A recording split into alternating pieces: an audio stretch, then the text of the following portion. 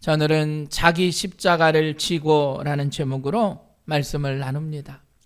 우리들 모두가 맡겨주신 십자가의 사명을 감당하며 여러분 좋은 일꾼들이 되시길 바랍니다.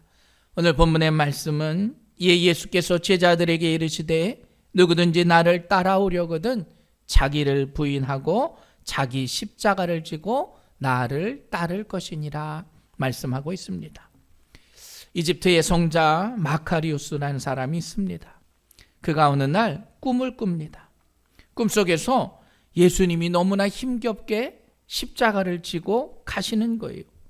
이 모습을 본 마카리우스가 예수님에게 달려갑니다. 예수님, 그 십자가를 제가 대신 져 드리겠습니다. 그런데 예수님은 아랑곳하지 않아요. 안중에도 없습니다. 그냥 그 십자가를 또 묵묵히 지고 걸어가시는 거예요. 마카리우스가 다시 예수님에게 달려갑니다. 주님, 제발 그 십자가를 제게 넘겨주십시오. 그래도 예수님은 아랑곳하지 않고 본인 어깨에 있는 그 십자가를 묵묵히 지고 가요. 마카리우스가 생각할 때도 너무하신 것 같아요. 다시 주님께 달려가 애원합니다. 그제서야 예수님이 발걸음을 멈추시면서 이 마카리우스에게 몸을 돌리시는 겁니다. 그러면서 마카리우스가 예수님을 처음 목격했던 그 자리를 손으로 가리치며 이렇게 말씀하셔요. 아들아, 이것은 내 십자가란다. 내가 조금 전에 내려놓은 네 십자가가 저기 있지 않냐. 내 십자가를 져주려고 하기 전에 너의 십자가 먼저 지고 오렴. 주님의 사랑을 받은 자 이 마카리우스는 뒤를 돌아 주님이 가르치신 지점으로 뛰어갔어요. 그 자리에 가니까 자기의 십자가가 있는 겁니다. 그리고 그 십자가를 짊어지고 주님이 계신 그곳으로 다시 걸어가게 되었어요. 그런데 놀랍게도 주님께 간 그 순간 주님의 어깨에 있던 십자가가 사라진 거예요. 아니 주님의 십자가는 어디로 갔습니까? 마카리우스가 주님께 묻습니다. 그러자 주님이 이렇게 대답하세요. 아들아, 내가 사랑으로 너의 십자가를 질 때는 내 십자가를 지는 것과 다름없단다. 많은 사람들은 주님의 그 십자가만 안타까워하고 주님의 십자가를 대신 지려 나아가지만 실은 우리의 십자가를 지는 것이 주님의 십자가를 지는 것과 같다는 것이죠. 여러분, 십자가라고 하는 것, 무겁고 괴롭고 힘든 우리의 삶입니다. 실은 우리는 이야기합니다. 우리가 예수를 믿고 예수를 믿음을 통해서 당하는 어려움, 그걸 우리는 십자가라고 말합니다. 성경에서는 좁은 길, 좁은 문이라 말해요. 마치 우리는 십자가를 짊어지고 그 좁은 길과 좁은 문으로 들어가는 신앙의 길을 걸어가고 있다는 겁니다. 우리도 우리에게 맡겨주신 그 사명의 십자가를 지고 주님을 따라갈 수 있는 여러분들 되시길 간절히 축원합니다. 여러분, 그러나 우리 믿음의 성도들에게만 십자가가 있는 게 아니에요. 세상에 사는 사람은 누구나 다 자신의 무거운 짐, 그 십자가를 지고 걸어갑니다. 평생 내가 져야 할 멍에가 있다는 거예요. 여러분, 만약에 자녀가 신체적인 아픔이 있으면 여러분, 부모는 평생 그 짐을 함께 지고 갑니다. 그 슬픔을 함께 지고 가는 거예요. 애물단지인 자녀가 있어도요, 부모는 그 자녀 버릴 수 없습니다. 그 자녀와 함께 그 고통을 지고 가는 겁니다. 내 의지와는 상관없이 내가 져야 할 십자가의 길이 있다는 겁니다. 여러분, 십자가는요, 기독교의 표상이고 자랑입니다. 십자가에 못 박혀 죽으신 예수 그리스도, 여러분, 그 십자가의 의미를 우린 다시 한번 기억할 수 있는 오늘의 시간이 되시길 간절히 축원합니다. 바울은 그래서 이렇게 고백합니다. 내게 우리 주 예수 그리스도의 십자가 외에는 결코 자랑할 것이 없느니라. 십자가를 자랑하는 것이 예수를 자랑하는 것이고, 십자가를 자랑하는 것이 말씀을 증거하는 것이에요. 그래서 이 십자가의 도가 멸망하는 자들에게는 미련한 것이요 구원받은 우리에게는 하나님의 능력임을 깨달으시길 간절히 축원합니다.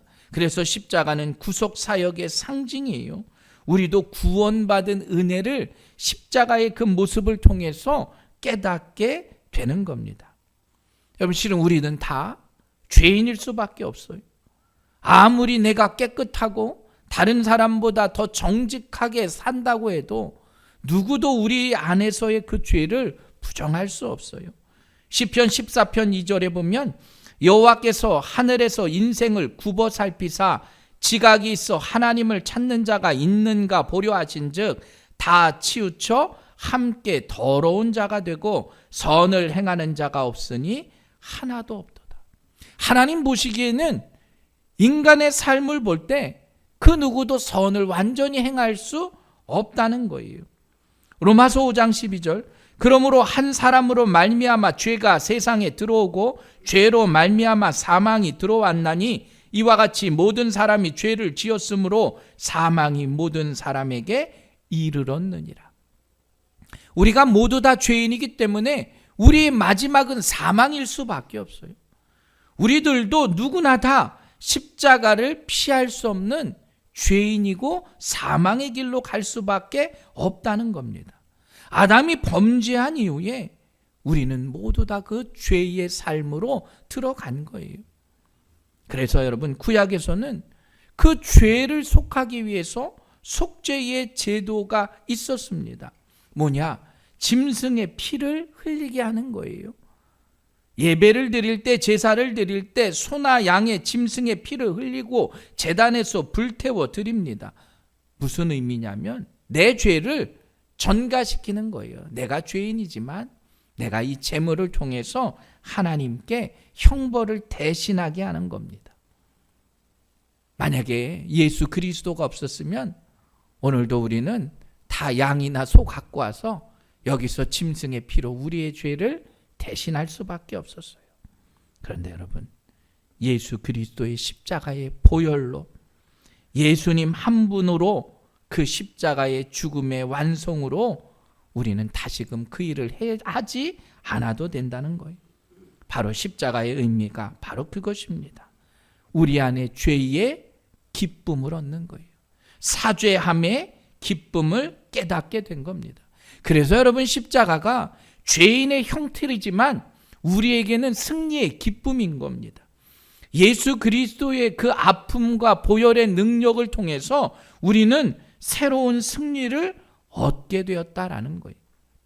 예수님의 십자가의 희생을 통해서 우리는 다시금 놀라운 부활과 승리의 삶을 살아간다는 사실을 기억하시길 간절히 축원합니다. 그래서 그 부활의 능력을 사도 바울이나 수많은 제자들이 증거한 거예요. 고린도전서 15장 3절 내가 받은 것을 먼저 너희에게 전하였노니 이는 성경대로 그리스도께서 우리 죄를 위하여 죽으시고 장사 지낸 바 되셨다가 성경대로 사흘 만에 다시 살아나사. 그래서 십자가에는 부활과 승리의 은혜가 임하게 되는 겁니다. 여러분, 우리가 십자가의 삶을 살다고 하는 건 바로 그거예요. 내가 십자가의 죽음으로 끝나는 것이 아니라 부활의 승리를 체험하고 십자가의 그 놀라운 은혜를 가지고 세상 가운데 믿음으로 승리할 수 있는 우리 새생명교회 성도들 되시길 간절히 축원합니다. 십자가를 통해서 그리스도인의 증거를 나타내는 거예요. 우리에게 맡겨주신 자기의 십자가가 있다는 겁니다. 그리고 그 십자가를 잘 감당하는 거예요. 마태복음 10장 38절 또 자기 십자가를 지고 나를 따르지 않는 자도 내게 합당하지 아니하니라. 우리에게 있는 십자가가 있는데 그 십자가를 지지 않고 예수님만 따른다고 하는 게 합당하지 않다는 겁니다. 예수를 따른다고 하는 건 주님의 그 십자가뿐만 아니라 나의 십자가를 지고 주님을 따라가라는 거예요. 그래서 여러분, 신앙의 길은요, 십자가와 떼어놓고 말할 수 없습니다. 바울도 그래서 그러나 내게는 우리 주 예수 그리스도의 십자가 외에 결코 자랑할 것이 없으니 그리스도로 말미암아 세상이 나를 대하여 십자가에 못 박히고 내가 또한 세상에 대하여 그러하니라. 나는 십자가만 자랑할 것이고 그것 때문에 어떻게 해요? 나도 십자가에 못 박힌 삶을 살아간다라는 거예요. 여러분 한번 생각해 보십시오. 그 당시에요, 고린도 교회나 아덴 지역은 철학의 대표 도시입니다. 지성의 고장이에요. 철학자들이 많고요. 또 그 철학을 공부하기 위해서 세상에 똑똑한 사람들이 모인 곳이 바로 그리스 지역입니다. 그런데 그곳에서 바울이 전하는 거예요. 십자가의 돌은 미련한 것이며 이해할 수 없는 겁니다. 십자가의 도가 멸망하는 사람에게는 미련한 것이고 구원을 받는 우리에게는 하나님의 능력이라 말하는데 그들이 볼 때는 이해할 수 없는 궤변이라는 거예요. 신비로운 하나님의 도리를 인간의 지식으로는 이해할 수 없는 겁니다. 지금도 마찬가지예요. 우리를 위해서 십자가에 달려 돌아가신 예수 그리스도의 그 은혜를 여러분 믿지 않는 사람은 이해할 수가 없습니다. 믿지 않는 사람들은 그것이 말씀으로 전해지지가 않는다는 거예요. 그러나 믿음의 사람에게는 여러분 그것이 우리에게 은혜임을 깨달을 수 있는 여러분들 되시길 간절히 축원합니다. 우리가 그 신앙의 길을 걸어갑니다. 우리들 모두의 십자가를 지면서 여러분 근데 그 십자가의 길을 기쁨으로 감당할 수 있는 우리 새생명교회 성도들 되시길 주님의 이름으로 간절히 축원합니다. 무겁지만 억지로 지고 가고 무겁지만 그것을 담대하게 지고 가야 돼요. 여러분 구레네 사람 시몬을 알 겁니다. 마가복음 15장 21절에 보면 마침 알렉산더 루포의 아버지인 구레네 사람 시몬이 시골로부터 와서 지나가는데 그들이 그를 억지로 같이 가게 하여 예수의 십자가를 지우고 예수를 끌고 골고다라 하는 곳에 이르러 예수님이 골고다의 언덕길을 가는데요. 구레네 사람 시몬이 그 모습을 구경하다가 지켜보다가 그냥 택함을 받은 거예요. 예수님의 십자가를 억지로라도 지고 가게 된 겁니다. 그런데 그 이후에 바울이 고백해요. 로마서 16장 13절 주 안에서 택하심을 입은 루포와 그의 어머니에게 문안하라. 그의 어머니는 곧 내 어머니라. 여러분 구레네 사람 시몬이 억지로 지고 갔던 그 십자가 때문에 실은 시몬의 가정이 예수를 믿게 됐어요. 시몬의 가정이 변화되기 시작한 겁니다. 물론 그가 먼저 변화됐겠죠. 왜 내가 이 얼굴도 모르고 알 수도 없는 이 예수의 십자가를 대신 지고 갈까? 그런데 그 십자가를 짐을 통해서 그가 구원받고 그 가정도 구원받는 놀라운 역사가 임하게 되었어요. 우리도 여러분 각자의 십자가가 있습니다. 그 십자가 피하지 말고 달게 지고 주님의 뒤를 따라갈 수 있는 우리 새생명교회 성도들 되시길 주님의 이름으로 간절히 축원합니다. 여러분 근데 그 십자가를 지기 위해서는 자기를 부인하라 말하고 있습니다. 자기 부인의 본을 예수님은 보이셨어요. 예수님은 하나님의 아들이시지만 말구유에 태어나십니다. 평생 동안 멸시와 천대를 받으셨어요. 결국은 십자가에 죽기까지 하십니다. 여러분 그 모든 삶의 모습이 자기를 포기하고 자기를 부인한 삶이에요. 자 오늘 본문 말씀에 보면 자기를 부인하라 말합니다. 여러분 나를 부인하는 게 뭐겠습니까? 많은 사람들은 나를 부인하는 걸 착각해요. 내가 무가치하고 무능한 사람이다? 아니라는 거예요. 우리가 쓸모없어서 나를 부인하는 것이 아니라는 거예요. 마치 다른 종교에서 말하듯 자기를 잊으라는 말과도 다른 겁니다. 무아의 세계에 빠져버리라? 그것도 아니에요. 왜 예수님은 자기를 부인하라 우리에게 말씀하셨을까? 자 오늘 본문의 말씀은 그렇습니다. 예수님이 제자들을 데리고 빌립보 가이사라로 가셔요. 그리고 제자들만 데리고 특별한 훈련을 시키신 겁니다. 지금으로 이야기하면 말씀 성회, 부흥회 같은 걸 하는 겁니다. 그러면서 제자들에게 말씀하세요. 사람들이 인자를 누구라 하느냐? 나를 누구라 하냐는 거예요. 또 너희는 나를 누구라 하느냐? 그때 베드로가 유명한 말을 합니다. 주는 그리스도시요 살아계신 하나님의 아들이시니이다. 예수님이 베드로의 그 고백을 크게 칭찬하세요. 그리고 그 말씀 위에 교회를 세우겠다 말합니다. 그러면서 그 다음 장면이 바로 그겁니다. 이제 예수님이 십자가의 고난과 죽음과 부활에 대해서 말씀하세요. 그때 베드로가 났습니다. 자, 마태복음 16장 22절 말씀 후반절에 보면 주여 그리 마옵소서 이 일이 결코 주께 미치지 아니하리이다. 예수님, 주님 결코 십자가 질 일 없습니다. 그런 일 일어나지 않을 겁니다. 이 말을 베드로가 하는 겁니다. 예수님이 베드로를 크게 책망하세요. 사탄아 내 뒤로 물러가라. 그리고 난 이후에 오늘 본문의 말씀이에요. 누구든지 나를 따라오려거든 자기를 부인하고 자기 십자가를 지고 나를 따를 것이니라. 여러분 지금 누가 있습니까? 12 제자들이 있는 거예요. 대상은 12 제자들입니다. 이 제자들을 데리고 예수님이 지금 말씀을 강연하는 거예요. 특별히 수련회 같은 걸 하는 겁니다. 이 말씀에 주목해 볼 만한 대목이 있어요. 나를 따라오려거든이에요. 그런데 한번 생각해 보십시오. 지금은 누가 있다고요? 제자들이 있어요. 제자들은 어떤 사람입니까? 주님의 말씀에 순종해서 주님을 이미 따르는 사람들이에요. 생각해 보십시오. 자신의 직업도 버린 사람들입니다. 여러분 우리 직업 버리고 지금 주님 따라가라면 따라가실 수 있어요? 아니에요. 가족들도 버린 거예요. 처자식도 버리고 예수님만 따라다니는 겁니다. 주님을 버리고 주님을 따라다니는 사람들에게 예수님이 뭐라고 말씀하세요? 나를 따라오려거든 이라고 말해요. 여러분 베드로가 주는 그리스도시요 살아계신 하나님의 아들이십니다. 놀라운 고백으로 칭찬을 받았습니다. 그런데 거기까지예요.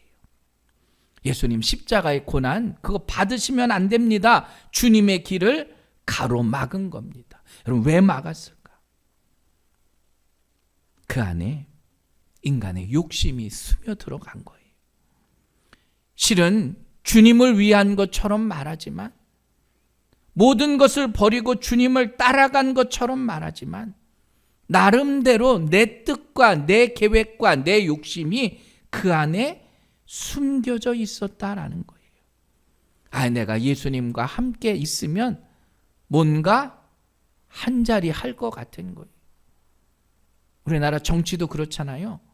어떤 라인만 잘 쓰면 국회의원 되고 시의원 되는 거예요. 크게 한 자리 하려는 마음을 가지고 예수님을 따라가게 됐던 겁니다. 여러분 신앙은요. 주님을 따라가는데 내 욕심으로 따라가는 게 아니에요.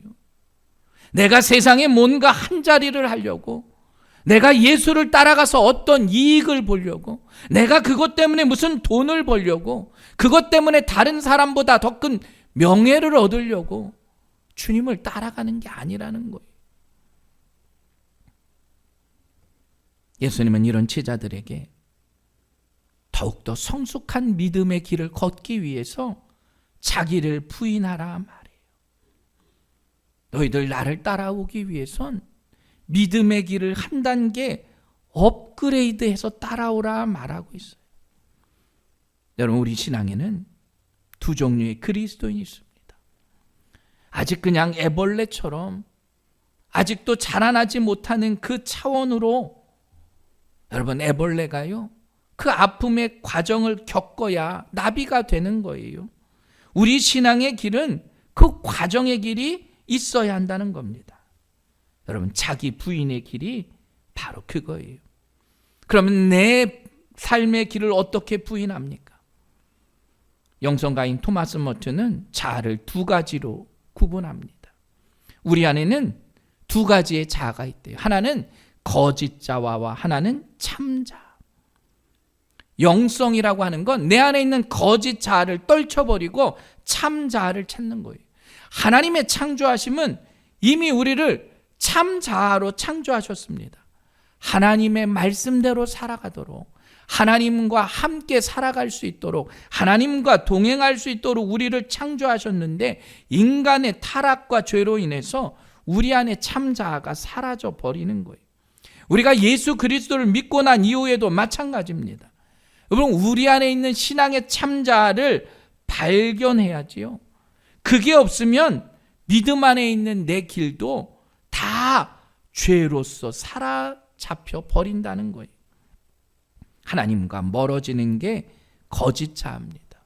이기적이고 자기중심적인 그러한 모습 가운데 주님은 말씀하세요.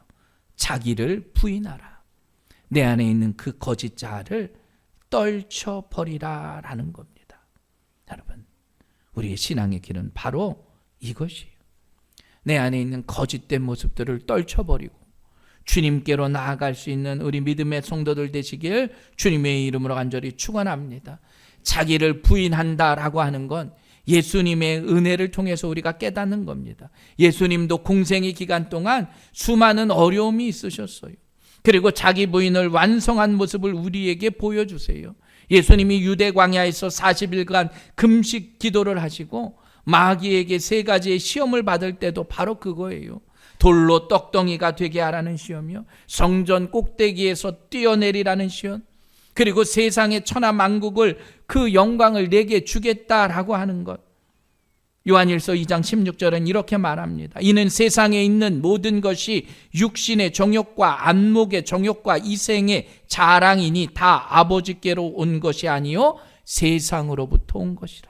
어떤 것들이요? 육신의 정욕과 안목의 정욕과 이생의 자랑, 이것이 우리 안에 있는 시험이라는 거예요.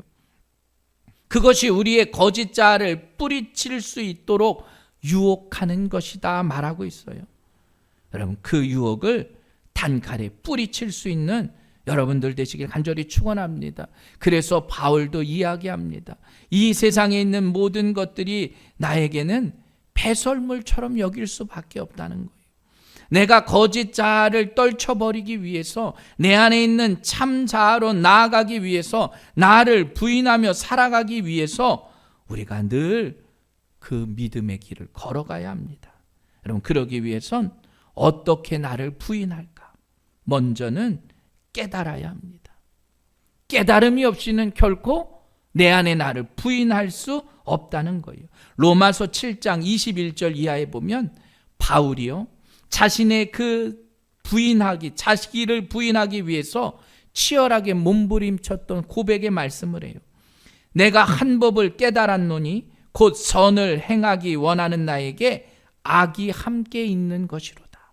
내 속의 사람으로는 하나님의 법을 즐거워하되 내 지체 속에서 한 다른 법이 내 마음의 법과 싸워 내 지체 속에 있는 죄의 법으로 나를 사로잡는 것을 보는도다. 아하, 오호라, 나는 곤고한 사람이로다. 이 사망의 몸에서 누가 나를 건져내랴. 바울이요, 예수님을 믿고 중요한 사실을 깨닫습니다. 바울도 고백하는 거예요. 내 안에는 두 모습이 있다는 겁니다. 하나님의 법을 따라서 즐거워하는 모습과 죄에 사로잡혀서 살아가는 모습. 내가 하나님의 말씀대로 살고 싶은 마음이 생기고 하나님의 말씀대로 순종하려고 하는데 죄의 모습 때문에 막혀 있다는 거예요. 여러분, 마음에는 원이로되 육신이 약한 거예요. 우리의 육신이 약하기 때문에 우리 안에 있는 죄의 모습을 알면서도 사망의 길로 갈 수밖에 없는 게 우리들의 삶이라는 겁니다. 우리 안에 있는 거짓 자아로 살아오던 것을 깨쳐버리고 참 자아로 나아갈 수 있는 우리 여러분들 되시길 간절히 축원합니다. 늘 우리 안에 그 주도권의 싸움이 있어요. 우리의 삶은 늘 영적인 전쟁과도 같은 겁니다. 올바로 깨닫는 삶을 가지고 나아갈 때, 여러분, 마음은 원이로되 육신이 약하지만 그 육신의 약함을 이길 수 있는 여러분들 되시길 간절히 축원합니다. 그래서 주님은 말씀해요. 우리의 그 육신이 약하기 때문에 어떻게 해요? 시험에 들지 않게 깨어 기도하라. 약한 우리가 그것을 이길 수 있는 건 다른 것이 없어요. 주님도 말씀하셨어요. 기도 외에는 다른 것으로는 이런 종류가 나갈 수 없느니라. 여러분, 귀신까지 쫓아내는 기도의 능력, 우리의 그 약한 마음을 강하게 하는 그 기도의 힘, 그 영적인 힘을 우리가 늘 깨닫고 그 힘으로 살아갈 수 있는 여러분들 되시길 간절히 축원합니다. 여러분, 기도의 힘이 있어야 내 안에 있는 거짓 자아를 제거하고요, 내 안에 있는 예수 그리스도의 은혜를 다시 한번 기억하는 거예요. 깨어 기도하라. 그런데요, 베드로도 주님과 그 말씀 가운데 그 말씀을 깨닫지 못해요. 깨어있지 못하고 졸고 말았어요. 그러니까 예수님을 부인한 거예요. 예수님을 부인하고 그 모습 가운데 주님의 은혜까지도 잊어버리게 된 겁니다. 여러분, 항상 깨어 기도할 수 있는 우리 새생명교회 성도들 되시길 주님의 이름으로 간절히 축원합니다. 또 하나는 말씀이에요. 마태복음 4장에 마귀가 예수님을 시험하는 장면, 40일 기도 후에 예수님이 마귀의 시험을 당하십니다. 예수님은 영적으로 충만하세요. 실은 그 어떤 시험도 흔들릴 분이 아니십니다. 그리고 예수님은 그 마귀의 시험을 다 물리치십니다. 그런데 여러분, 마귀가 한 시험을 이기신 것은 물론 그 시험을 이길 뿐만 아니라 실은 예수님은 마귀 자체를 쫓아내셨다는 거예요. 그 마귀를 쫓아낼 수 있는 힘의 원동력은 뭘까? 바로 말씀이라는 거예요. 우리도 마찬가지입니다. 여러분, 기도와 함께 말씀의 은혜가 있어야 해요. 말씀을 뭐라고 말합니까? 성령의 검이다 말아요. 찌르고 누르고 처단할 수 있는 무기. 우리가 말씀을 통해서, 기도를 통해서 우리 안에 있는 악한 것들을 싸워 이길 수 있는 그러한 힘의 은혜가 여러분의 삶 가운데 함께하길 주님의 이름으로 간절히 축원합니다. 여러분들 말씀과 기도로 살아 움직이는 우리 새생명교회 성도들 되시길 간절히 축원합니다. 역사적으로 볼 때 교회가 많이 흔들릴 때가 있었어요. 가장 흔들릴 때가 중세 시대입니다. 여러분, 중세 시대의 수도원이나 성당에는 어떤 고귀한 유물들을 모았습니다. 요즘도 그렇잖아요. 어디 해외 토픽에 보면 저쪽에 멕시코 이런 데서 성모 마리아가 눈물을 흘린다고. 그럼 많은 사람들이 거기서 기도를 하고 병이 낫는다고. 중세 시대에도 마찬가지입니다. 어떤 성인의 유골이나 유품이 신비한 능력이 있다고 생각을 했어요. 그래서 그 유물들을 유치하는 경쟁을 벌입니다. 그래서 어떤 일이 있었냐면 이 성유물을 전문적으로 훔치는 도둑들이 있었다는 거예요. 유골 도둑들. 왜냐? 그 유골을 어디다가 안치해 놓으면 신통력이 있다고 생각하고 기적이 일어난다고 생각하니까 수도원이나 교회들에서 그 유물들을 갖다가 전시하는 거예요. 사람들이 와서 만지고 기도하고 존귀한 유물이 있다고 하면 그것 때문에 돈을 많이 버는 겁니다. 지방의 유지가 되는 거예요. 따라서 이 유골을 훔치기 위해서 수도사들에게 스파이를 심어요. 그래서 거기서 오랫동안 있다가 그 유골을 훔쳐오기도 하고 거래되기도 한다는 거예요. 또 그 당시 유명한 철학자였던 토마스 아퀴나스가 살아있을 때도 저 사람은 분명히 성인이 될 것이다 예상했어요. 그러니까 성인이 될 것을 예상해서 그를 빨리 죽이면 어떨까 이런 생각도 했다는 거예요. 빨리 유물을 만들어 가지고 돈을 벌려고. 여러분, 많은 사람들은요 이상한 것에 빠져 본질을 잃어버립니다. 우리가 아까 말했듯이 우리 안에 있는 십자가는요 예수 그리스도의 그 길을 걸어가는 신앙의 길이에요. 십자가를 짐으로 내가 어떤 명예가 생기거나 나에게 어떤 유익이 있거나 그것을 통해서 우리가 얻으려고 하는 세상적인 복이 아니라는 거예요. 나를 부인하는 영적인 체험이 우리 믿음의 성도들의 삶 가운데 함께하길 간절히 축원합니다. 여러분, 십자가가 어떠한 성유물처럼 효험을 나타내는 게 아니에요. 우리가 십자가 앞에서 기도한다고 그 십자가가 능력이 있는 게 아닙니다. 십자가는 나에게 맡겨주신 사명임을 깨달으시길 간절히 축원합니다. 그리고 그 사명의 길을 걸어가기 위해서 여러분 기도하셔야 합니다. 기도하지 않으면 그 십자가를 칠 수 없어요. 말씀이 중심이 되지 않으면 그 십자가는 흔들리게 되는 겁니다.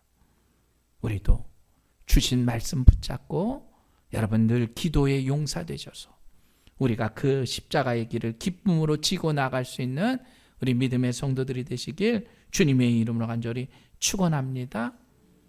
예수님의 십자가 따라가서 달라하지 마시고 내 십자가 기쁨으로 감당하는 복된 성도들 되시길 간절히 축원합니다.